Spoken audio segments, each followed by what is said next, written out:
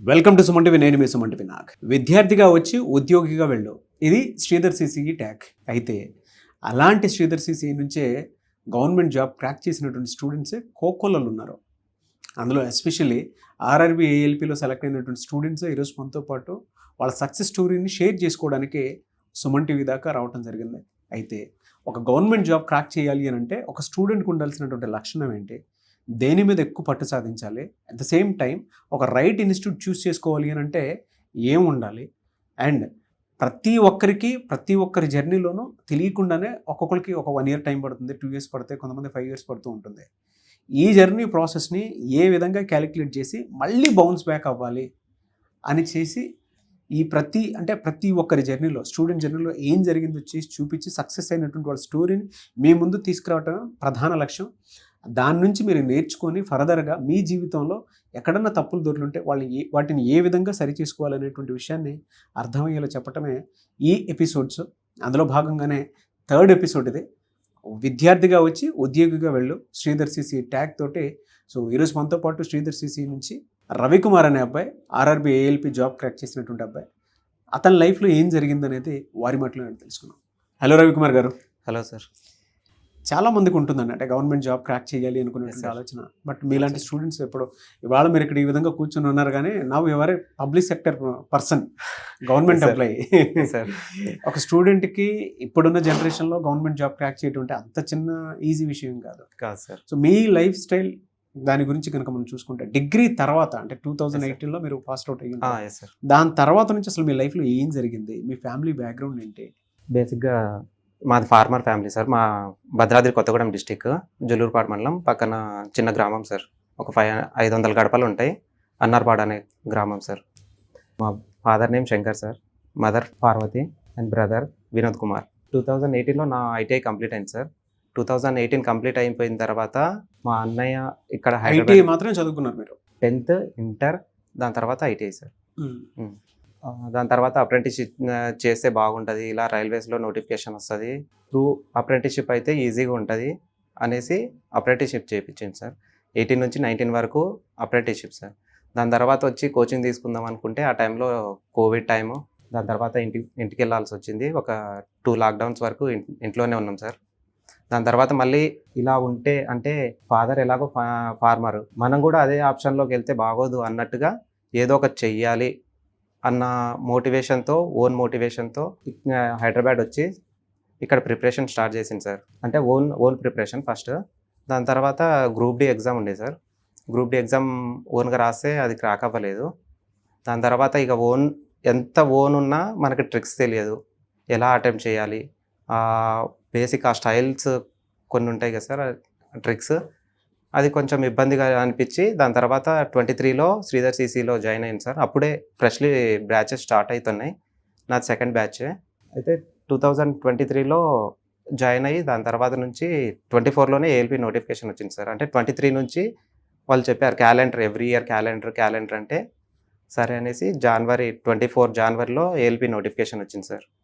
ఈ first notification RRB నుంచి, అంటే క్యాలెండర్ నుంచి ఫస్ట్ నోటిఫికేషన్. ఎలాగైనా ఇందులోనే క్రాక్ చేయాలి, ఎందుకంటే నెక్స్ట్ నోటిఫికేషన్స్ అనేది నెంబర్ ఆఫ్ వేకెన్సీస్ అనేది తగ్గుతున్నాయి సార్. కాంపిటీషన్ అనేది పెరుగుతుంది కానీ వేకెన్సీస్ అనేది తగ్గుతుంది. ఎలాగైనా ఈ నోటిఫికేషన్ మిస్ చేసుకోవద్దు అన్న పట్టుదలతో ఎలాగైనా క్రాక్ చేయాలి అన్నట్టుగా 3 స్టేజెస్ సార్ ఏఎల్పీ అనేది. CBT1, CBT2 and CBAT, nothing but psychometric. దాని తర్వాత 23 నుంచి 24 వరకు శ్రీధర్ సిసిలో అంటే డైలీ టెస్ట్లు ఉండే సార్, మార్నింగ్ క్లాసు. దాని తర్వాత ఎగ్జామ్స్ మనం అంటే ల్యాప్టాప్స్ కూడా అంటే సిస్టమ్స్ వాళ్ళే ప్రొవైడ్ చేస్తారు సార్. స్టడీ హాల్స్ కూడా ప్రొవైడ్ చేస్తారు. చాలా కేర్ అండ్ రెస్పాన్సిబుల్గా ఫీల్ అయ్యారు సార్ శ్రీధర్ సిసి వాళ్ళు ప్రొవైడ్ చేసిన సిస్టమ్స్లోనే ఎగ్జామ్స్ రాసుకునేది. దాని తర్వాత evening explanation, everyday exam and everyday explanation. ఈ ప్రాసెస్లో అంటే రెగ్యులర్గా ఉంటుంది. సైకలాజికల్ ఫీలింగ్స్ అయితే ఎక్కడెక్కడ మారుతూ ఉంటాయి. పేరెంట్స్ ఫార్మర్స్ అంటున్నారు, అన్ని డేస్ మనీ పెట్టాలి అని అంటే ఎవ్రీ మంత్ హాస్టల్కి మనీ పే చేసుకోవాలి అంటే కష్టం. ఈవెన్ రూమ్లో ఉన్నా సరే కాస్ట్ ఆఫ్ లివింగ్ పెరుగుతూ ఉంటుంది. మనకు కొంచెం కాఫీలు టీలు తాగాలన్నా కూడా లేదు, బయటకు వచ్చి చదువుకోవాలనుకుంటే 10 మంది తిరిగే చోట. ఎందుకంటే నేను కూడా అది ఫేస్ చేశాను శ్రీధర్ సిసిలో కాబట్టి నేను కూడా శ్రీధర్ సిసి స్టూడెంట్ కాబట్టి నేను చెప్తున్నాను. అంత నేను చూశాను కాబట్టి ఎలా మేనేజ్ చేసేవాళ్ళు? మీ మానసిక పరిస్థితి అసలు ఏ విధంగా ఉండేది అప్పుడు? సార్ ఇక ఫార్మర్స్ అంటే ఇక తప్పదు సార్. ఫైనాన్షియల్ స్ట్రగుల్ అనేది కామన్ అది. మీరేం చూసారు అసలు? ఇంట్లో మీ పరిస్థితి ఎలా ఉండేది? ఇక అంటే బాబాయ్ వాళ్ళు కూడా చాలా సపోర్ట్ చేశారు సార్. ఇద్దరు బాబాయిలు కూడా బాగా సపోర్ట్ చేశారు సార్. అంటే నాన్న ఒక 2 రోజులు, 3 రోజులు అలా డిలే చేస్తే వాళ్ళు కూడా ఫైనాన్షియల్‌గా సరే అనేసి బాబాయ్ టీచరు, యంగర్ బాబాయ్. ఇంకో బాబాయ్ బిజినెస్ పరంగా చూస్తారు. హ్మ్. వాళ్ళు కూడా ఫైనాన్షియల్‌గా బాగా సపోర్ట్ చేశారు సార్. వాళ్ళు కూడా ఫైనాన్షియల్‌గా బాగా సపోర్ట్ చేశారు. ఎట్ ద టైమ్ ఇక అంటే ఫార్మర్ ఫ్యామిలీ కదా సార్, ఫైనాన్షియల్‌గా చాలా ఇబ్బంది ఉండే. అన్నయ్య కూడా అప్పుడప్పుడు నా కోసం అతను కూడా డ్రాబ్యాక్ అయ్యాడు. అతను కూడా ప్రిపరేషన్‌లో ఉన్నాడు. ఇక నాది ఎలాగనో నాకు తెలియదులే గానీ, మా తమ్ముడినైనా చదివియాలి, అతను ఎలాగైనా జాబ్ కొడతాడు అనే కాన్ఫిడెంట్ నాకన్నా మా అన్నయ్య ఎక్కువ నమ్మిండు సార్ నా మీద అయితే. అతని సపోర్ట్ చాలా ఉంది సార్ నాకైతే. హ్మ్. అన్నయ్య సపోర్ట్ చాలా ఉంది. ఇక మమ్మీ ఇంట్లోనే హౌస్ వైఫ్. ఇక నాన్నతో పాటే వ్యవసాయం. అట్లా మీరు చదువుకునే ప్రాసెస్‌లో బాగా డౌన్ అయినటువంటి సిట్యుయేషన్ ఏముంటుంది? ఏమై ఉంటుంది? Covid time sir. ఏమైందప్పుడు? అంటే ఫైనాన్షియల్‌గా ఇక అదీను కొంచెం పర్సనల్ ప్రాబ్లమ్స్ ఉండే సార్ ఆ టైంలో. అంటే ఎట్లా? ఎలాంటి పర్సనల్ ప్రాబ్లమ్స్? అంటే బయటికి ఎక్కడికి వెళ్ళేది కాదు. ఇంట్లోనే ఉండేది. ఆ టైంలో అంటే ఓన్ ప్రిపరేషన్ చేయాలన్న కష్టంగా ఉండేది. ఇలా అసలు గెట్ ఇన్ అయితమా లేదా అన్న సిచ్యువేషన్ నుంచి ఇలా వచ్చింది. బ్రదర్ కూడా ఇప్పుడు ఇద్దరిని చదివియాలంటే ఒక ఫార్మర్ ఫ్యామిలీ నుంచి ఇద్దరు అబ్బాయిలని బయట పంపించి ఎవ్రీ మంత్ 15,000, 20,000 పంపించాలంటే వాళ్ళ స్ట్రగుల్స్ చూడలేక ఇక చాలా స్ట్రగుల్ అయ్యేటోళ్ళం సార్. అనుకుంటారు సార్, విలేజ్‌లో బాగా అనుకుంటారు. వాళ్ళకేంది, వీళ్ళకేంది అనుకుంటారు సార్. కానీ ఎవరి ప్రాబ్లమ్స్ అనేది వాళ్ళకే తెలుస్తది. ఇప్పుడు బయట మనం కనిపించడానికి ఓకే. అతనికి ఏమైందిరా బాగానే ఉంటాడు. ఫలానా శంకర్, ఓకే శంకర్ వాళ్ళ అబ్బాయి ఏమైతది, ఏం కాదు. బాగానే ఉంటారు, వాళ్ళదేముంది అనేసి అంటారు సార్. బట్ పెయిన్ అనేది, స్ట్రగుల్స్ అనేది మేము పడుతున్నాం, మాకు తెలుస్తుంది సార్. వేరే వాళ్ళకి తెలియదు కదా. ఆ పెయిన్, ఆ స్ట్రగుల్స్ అన్ని మేము కష్టపడతాం సార్. అంటే ఇంటర్ చేసే టైంలో 10th అయిపోయిన తర్వాత ఎవ్రీ సమ్మర్ మమ్మీ డాడీతో వెళ్ళి చేన్లో పనిచేయడం. అంటే మేము వెళ్ళేదే ఒక 2-3 మంత్స్కి ఒకసారి వెళ్తాం. 2-3 మంత్స్లో ఒక 3-4 డేసే ఉంటాం. ఆ 3-4 డేస్ కూడా వాళ్ళ కష్టాన్ని చూస్తే మాకు కూడా కొంచెం ఇబ్బందిగా అనిపిస్తుంది కదా సార్. వాళ్ళకి ఏదో ఒకటి హెల్ప్ చేయాలి. వాళ్ళు అంత స్ట్రగుల్ చేసి మనకి ఎవ్రీ మంత్ 7,000, 8,000, 9,000 మనం ఎంత కావాలంటే అంత పంపిస్తున్నారు. ఈ 3-4 డేస్ కూడా వాళ్ళకి హెల్ప్ చేయకపోతే ఇంకా మనం వాళ్ళకి రిటర్న్ గిఫ్ట్గా ఏమి ఇస్తున్నాం అనేది మైండ్లో ఎప్పుడు సరే ఇంటికి వెళ్ళినా అది రన్ అవుతూనే ఉంటుంది సార్ మైండ్లో. అమ్మ స్ట్రగుల్స్ మేమిద్దరమే సార్, మా అన్నయ్య నేను. వాళ్ళు మమ్మల్ని చిన్నప్పటి నుంచి అంత కష్టపడి వాళ్ళు మమ్మల్ని చూసుకున్నారు కదా. వాళ్ళ కష్టాన్ని చూసి మేము వాళ్ళ దగ్గరనే ఆగిపోతే కరెక్ట్ కాదు. ఒక జాబ్ వస్తే ఈ ప్రాబ్లమ్స్ అన్నీ క్లియర్ అవుతాయి కదా అన్న వే నుంచి స్టార్ట్ అయింది సార్. Own motivation sir. నాకు నేనే మోటివేషన్ చేసుకొని మరీ ఇంతవరకు వచ్చింది సార్. ఎవరో మోటివేట్ చేస్తారు, వాళ్ళు చేస్తారు, వీళ్ళు చేస్తారు, ఇది అది అనేసి అంటే అనుకుంటారు ఎలా సార్. ఉండాలని మీరు నిర్ణయించుకున్నారు? సార్ ఇప్పుడు వేరే వాళ్ళు మోటివేషన్ చేస్తారు సార్, కానీ వేరే వాళ్ళ మోటివేషన్స్ నీకు అది విన్నంత సేపే సార్ మనకి. ఇప్పుడు మీరు చెప్తారు సార్ ఇలా చేయాలి, అలా చేయాలి అనేసి. అది ఎంతసేపు అంటే సార్ మీ దగ్గర నుంచి విన్న తర్వాత ఒక 10 minutes, 15 minutes అనిపిస్తుంది. ఓకే సార్ ఇలా చెప్పారు, ఇలా చేయాలి, అలా చేయాలి, అలా చేస్తే సక్సెస్ వస్తుంది, ఇలా చేస్తే సక్సెస్ వస్తుంది. అదంతా కాదు సార్. మనం లాంగ్ టర్మ్లో కూర్చుంటున్నాం సార్. ఇప్పుడు దగ్గర నేను కూర్చొని 4 years sir. 4 years every day ఒక పర్సన్ నన్ను మోటివేట్ చేయాలంటే కుదరని పని సార్. మనం మోటివేట్ అయ్యి, ఇది ప్రిపరేషన్ సార్. ఇదేమో మనం ఫిజికల్గా చేసే పని కాదు, మెంటల్గా చేసేది కాబట్టి మనం మోటివేట్ అయ్యి ప్రిపరేషన్ స్టార్ట్ చేస్తేనే అయ్యే ఎగ్జామ్స్ సార్ ఇవి. Competitive nothing but RRB, A competitive exam అయినా మనమే మోటివేట్ అయితేనే అది సక్సెస్ అనేది మన దగ్గరకు వస్తుంది సార్. ఏదో ఇవాళ స్టార్ట్ చేసి నాకు 1 monthలో సక్సెస్ కావాలి, 1 yearలో సక్సెస్ కావాలి అనుకుంటే కుదరని పని కాదు సార్. ఎందుకంటే ఇప్పుడున్న జనరేషన్లో కాంపిటీషన్ హెవీగా ఉంది. బయట కాంపిటీషన్ అసలు ఇమాజిన్ చేయలేం మనం, అంత కాంపిటీషన్ ఉంది. ఆ కాంపిటీషన్ని మనం అంటే ఓవర్కమ్ చేసి మనం అక్కడి వరకు వెళ్ళాలంటే మనం మోటివేట్ అయితేనే వస్తుంది సార్. ఆ విధంగా అనిపిస్తుంది.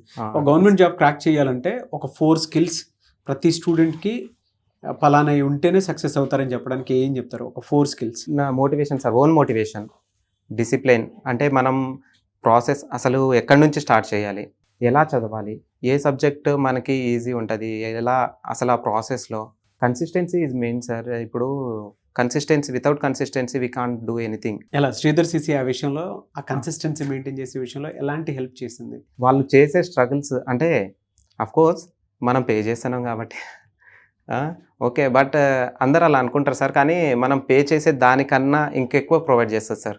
ఎందుకంటే మనం పే చేసేది ఒక 10,000, 12,000, 15,000 అంతే పే చేస్తాం సార్. కానీ మనకి దగ్గర ఒక 3 మంత్స్, 4 మంత్స్ క్లాసెస్ చెప్పి, దాని తర్వాత ఆ నోటిఫికేషన్ కంప్లీట్ మాకు 23లో అడ్మిషన్ సార్ నాది. ఇప్పటికీ మాకు గ్రూప్ డి ఎగ్జామ్ అనేది కాలే ఇంకా. మాకు ఫస్ట్ అడ్మిషన్ టైంలో మీకు ఎగ్జామ్స్ కంప్లీట్ అయ్యే వరకు మీకు labs, study halls, everyday explanation provide చేస్తామనేసి మాట ఇచ్చారు సార్. అదే మాట మీద వాళ్ళు ఉన్నారు సార్. అంటే 2 ఇయర్స్ మనం పే చేసింది జస్ట్ ఒక 15,000 ఏం పే చేసాం సార్. కానీ 2 ఇయర్స్ వాళ్ళు చెప్పాలంటే వాళ్ళ బిల్డింగ్ ఎక్స్‌పెన్సెస్, ఈ సిస్టమ్స్ ఇవన్నీ కంపేర్ చేసుకుంటే వాళ్ళకసలు heads up sir. Sridhar CC. Okay. ఇక్కడికొచ్చిన తర్వాత మీరు ఏం నేర్చుకున్నారు అసలు? అంటే ఇన్‌స్టిట్యూట్‌కి రాకముందు ఒకలా ఉంటుంది జర్నీ. వచ్చిన తర్వాత ఒకలా ఉంటుంది. అసలు మీరేం బిల్డ్ చేసుకున్నారు ఇక్కడ? Okay sir. మా ఇన్‌స్టిట్యూట్‌కి రాకముందంటే own preparation sir. Own preparation వల్ల ఏందంటే మనకి ఓకే. ప్రాసెస్ ఎళ్తాం సార్. ప్రాసెస్ ఎళ్తే మనకి ఎగ్జామ్ అనేది క్రాక్ అవ్వదు సార్. మనకేందంటే ట్రిక్స్ కావాలి. ఆ tricks without tricks we can't do anything. ఆ ట్రిక్స్ ఉంటేనే మనం ఎగ్జామ్ అనేది క్రాక్ చేయగలం. ప్రెజెంట్ ఇప్పుడున్న స్పీడ్, ఇప్పుడున్న జనరేషన్‌కి ఒకళ్ళు 1 మినిట్‌లో చేస్తున్నారంటే మనం 40 సెకండ్స్‌లో, 30 సెకండ్స్‌లో చేస్తేనే సార్ ఏ క్వెషన్స్ అయినా. అలా ఓవర్‌కమ్ చేసి ఈ ఎగ్జామ్స్ అటెంప్ట్ చేస్తేనే సార్ వచ్చేది. శ్రీధర్ సీసీ అయి నేర్పిస్తది సార్. అంటే షార్ట్‌కట్ ట్రిక్స్ కానీ ఏమున్నా బాగా సపోర్ట్ చేస్తది సార్ శ్రీధర్ సీసీ. ఎనీవేస్ అంటే కొత్తగా వచ్చేటువంటి స్టూడెంట్స్‌కి గవర్నమెంట్ జాబ్ ప్రిపేర్ అయ్యి సెలెక్ట్ అవ్వాలి అనుకునేటువంటి స్టూడెంట్స్‌కి మీరు ఏం చెప్తారు? శ్రీధర్ సీసీ బెస్ట్ ఆప్షన్ అని చెప్తారా? Yes sir. Definitely best option sir. ఈ చదువుతున్నప్పుడు మీకు ఎప్పుడన్నా బాగా డల్ అయిపోయి ఇన్‌స్టిట్యూట్‌లో మనం ఇంకా ఎందుకున్నాము వెనక్కి వెళ్ళిపోదాం కదా అనిపించిన సందర్భం ఏమైనా ఉందా? లేదు సార్. అంటే ఆ ఎన్విరాన్మెంట్ అలా అనిపించదు సార్ అక్కడ. ఎందుకంటే థౌజండ్స్ ఆఫ్ మెంబర్స్ సార్. మనం ఒక్కళ్ళం కాదు.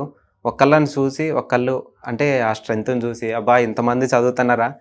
మనకేనా రానిది? అంటే వాళ్ళు ఎవ్రీడే సార్ మనం ఎగ్జామ్ కంప్లీట్ అయిపోయిన తర్వాత మన ర్యాంక్స్ అనేది వస్తది సార్. ర్యాంక్ వచ్చిన తర్వాత అంటే నాకు నేనే చాలా సార్లు ఫీల్ అయ్యాను సార్. నాకు డబుల్ డిజిట్ వస్తది. అంటే 3 డిజిట్స్‌లో 300, 400 మెంబర్స్ రాస్తారు సార్ ఒక టెస్ట్‌కి వచ్చేసి. నాకు డబుల్ డిజిట్ వస్తేనే అమ్మా! ఇయాల డబుల్ డిజిట్ వచ్చింది. నేను ఇంకా టాప్ 10లో ఎప్పుడెళ్తా అనే ఎక్సైట్‌మెంట్ ఉంటది కదా సార్. ఏం చెప్పారు? ఆ ఎక్సైట్‌మెంట్ ఉంటుంది కంపల్సరీ సార్. ఆ ఎక్సైట్‌మెంట్ వల్లే నేను ఎలాగైనా ఈ టాప్ 10లో నేను ఎందుకు ఉండట్లేదు? ఈ టాప్ 10లో నేను అసలు ఎక్కడ పోతుంది? ఎక్కడ నేను చేసుకున్న మిస్టేక్ ఏంటి? ఆ మిస్టేక్స్‌ని ఎలా ఓవర్‌కమ్ చేయాలి అనేసి అక్కడ రీజనింగ్ సార్ ఉండే సార్. దిల్‌సుఖ్ నగర్ బ్రాంచ్ నాది. రీజనింగ్ సార్‌ని ఒకసారి అడిగిన. మ్యాథ్స్ సార్ కూడా బాగానే ఉంటారు అక్కడ. వాళ్ళని అడిగిన, సార్ ఇలా ర్యాంక్ అనేది 20, 25 అలా వస్తుంది సార్. నాకు ఇబ్బంది అవుతుందంటే వాళ్ళు చాలా సపోర్ట్ చేశారు సార్. పర్సనల్‌గా మాట్లాడి ఒక 10 వాళ్ళు టైం ఇస్తారు సార్. క్లాస్ అయిపోయిన తర్వాత ఒక 10 మినిట్స్ అలా బయట నిలబడతారు సార్ వాళ్ళు. ఏమైనా డౌట్స్ ఉన్నా వాళ్ళు క్లారిఫై చేస్తారు. సార్ ఇలా వస్తుంది, మరి 20 ర్యాంక్ అబోవ్ వస్తుంది సార్, ఎలా సార్ అంటే, లేదు ఫస్ట్ ఆ నెగెటివ్ మార్కింగ్స్ అనేది కొంచెం అవాయిడ్ చేయి. అంటే ఇప్పుడు 100 మార్క్స్ సార్. 100 మార్క్స్‌కి మనకి మినిమం ఒక 70, 80 రావాలనుకున్న టైంలో మనం అన్ని అటెంప్ట్ చేయకపోతే ఏదో సరే ఒక రాయేద్దాం అన్నట్టుగా కొన్ని క్వశ్చన్స్ అలా అటెంప్ట్ చేసేస్తాం. ఆ టైంలో అవి రాంగ్ అయిపోతాయి సార్. 50-50 ఛాన్సెస్ అంటారు కదా సార్. ఆ 50-50 ఛాన్సెస్‌లో అది 50 రాంగ్‌కే వెళ్ళిపోతుంది. 100 అయిపోతుంది అది. దానివల్ల సార్ వాళ్ళని అడిగితే అది కంప్లీట్‌గా అవాయిడ్ చేస్తేనే మన పర్సంటైల్ అనేది ఇంక్రీజ్ అవుతుంది అని చాలా బాగా సపోర్ట్ చేసేటోళ్ళు సార్. ఎప్పుడన్నా వెనక్కి వెళ్ళిపోదాం, మనకి ఎందుకు వచ్చిన జాబ్ రాదేమోలే అని అనిపించిందా? వెనక్కి వెళ్ళిపోదాం ఇంకా మనకు జస్ట్ 2 to 3 మినిట్స్ సార్. అంతే. ఎక్కువ అంటే ఓన్గా క్రియేట్ చేసుకున్న నేచర్ కదా సార్. బయట వాళ్ళు సపోర్ట్ చేస్తే ఏదోలే, కానీ ఇంటికి వెళ్తే ఓకే ఫాదర్ ఆ కష్టాలు చూసి ఇప్పుడు నేను కూడా కష్టపడితే వాళ్ళు ఆగలేరు. నాకు జాబ్ వస్తేనే కదా వాళ్ళకున్న ఆ ప్రాబ్లమ్స్ అన్ని క్లియర్ అయ్యేటి. అంటే ఆ ఫార్మర్ నాకు జాబ్ వచ్చినా వాళ్ళు ఆ పని వదిలి సిటీకి అయితే రాలేరు వాళ్ళు. బట్ వాళ్ళకి అలవాటైన పని సార్ అది. వాళ్ళని ఇంట్లో కూర్చోమన్నా నువ్వు కూర్చోమంటున్నావారా అనేసి చెప్పేసి వాళ్ళు పనిచేసే స్టైల్ సార్ వాళ్ళది. బట్ ఏంటంటే కొంచెం జాబ్ వస్తే సార్ మన లైఫ్ స్టైల్ అనేది చేంజ్ అవుతుంది. నెక్స్ట్ జనరేషను వాళ్ళకు కూడా కొంచెం ఫైనాన్షియల్గా, ఇప్పుడు బ్రదర్ మ్యారేజ్ అయింది, బ్రదర్కి కూడా కొంచెం సపోర్టు ఏమైనా బిజినెస్ పెట్టియాలన్నా ఏం చేయాలన్నా నేను సక్సెస్ అయితేనే నా ఫ్యామిలీ సెట్. మీలాంటి స్టూడెంట్స్ చాలా మంది శ్రీధర్ సిసిలో ఉన్నారు. ఆ స్టూడెంట్స్కి మీరు ఏం చెప్తారు? జాబ్ క్రాక్ చేయకుండా కొంతమంది వాళ్ళ పరిస్థితులను బట్టి చాలా దారుణంగా ఉంటాయి.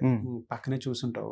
Yes sir, mainly consistent sir. ఇప్పుడు 1 ఇయర్లో నాకు రాలేదు, 1 ఇయర్లో నాకు 2 ఇయర్స్లో నాకు రాలేదు అనుకుంటే 1 ఇయర్లో మనకి మన ఇంట్లో వాళ్ళు కాదు కదా సార్ జాబ్ నాకు కావాలి అన్న టైంలోనే ఇగో తీసుకోరా అని ఇచ్చేయడానికి. కాంపిటీషన్ సార్, కాంపిటీషన్ కాబట్టి పేషెన్సీ ఉండాలి. ఆ పేషెన్సీతోనే సక్సెస్ అవ్వాలి సార్. ఉంటారు సార్, ఇప్పుడు ఒక శ్రీధర్ సిసి ఇన్స్టిట్యూట్ దిల్సుఖ్ నగర్ బ్రాంచ్లోనే దగ్గర దగ్గర థౌజండ్స్ ఆఫ్ మెంబర్స్ సార్. ఆ థౌజండ్స్ ఆఫ్ మెంబర్స్లో మన నోటిఫికేషన్ చూస్తుంటే థౌజండ్స్లోనే ఉంటాయి. వేకెన్సీ నెంబర్ ఆఫ్ వేకెన్సీస్కిను ఈ కాంపిటీషన్కి అలా చూసుకుంటే చాలా వేరియేషన్స్ ఉంటాయి సార్. ఒక 1 ఇయర్ 2 ఇయర్స్ మన ఓపిక బట్టి ఎక్కడ మనకి నెగిటివ్ అవుతుంది, ఇగో ఈ సబ్జెక్ట్ నాకు నెగిటివ్. ఓకే, బేసికల్లీ సార్ నేను non maths student, but after Sridhar CC and my own consistency నేను ఇప్పుడు అర్థమెటిక్ చాలా బాగా చేశాను సార్. అంటే వాళ్ళ సపోర్టు, వాళ్ళ ట్రిక్స్ అదంతా చేయడం వల్ల చాలా సపోర్ట్ చేసింది sir Sridhar CC. So join అవ్వమని చెప్తారు. Sure sir. Anyways, big congratulations. Thank you, all sir. the best. Thank you so much for your time. Thank you, sir. And thank you so much for motivating all the Sridhar CC students and government jobs కోసం prepare అవుతున్న ప్రతి ఒక్కరికి ఇలాంటి journey ఒకటి ఉంటుంది. So success కూడా ఈ విధంగానే ఉంటుందని చెప్పడానికి okay, best example. Thank you so much once again. Thank you sir. Thank you sir. Thank you a lot. Thank you Suman TV and thank you to Sridhar CC. My heartful congratulations to my colleagues. చూసారు కదండి video. ఈ వీడియోపై మీ అభిప్రాయం comment బాక్స్లో post చేయండి. And ఇలాంటి success story మీ జీవితంలో మీరు మీ కథను రాసుకోవాలి అనుకున్నటువంటి వాళ్ళకి శ్రీధర్ సిసి ఆహ్వానిస్తుంది. ఎవరైనా సరే జాయిన్ అవ్వాలి అనుకుంటే స్క్రీన్ మీద మీ కాంటాక్ట్ నెంబర్ కనిపిస్తుంది. దానికి మీరు కాల్ ఆర్ మెసేజ్ వాట్సాప్ చేసినా సరే వెంటనే ఎన్రోల్ చేసుకోండి. అండ్ ఈ వీడియోని లైక్ చేయండి, షేర్ మాత్రం తప్పకుండా చేయండి. ఇలాంటి మరిన్ని వీడియోస్ కోసం మా ఛానల్ ఫాలో అవ్వండి. Thank you.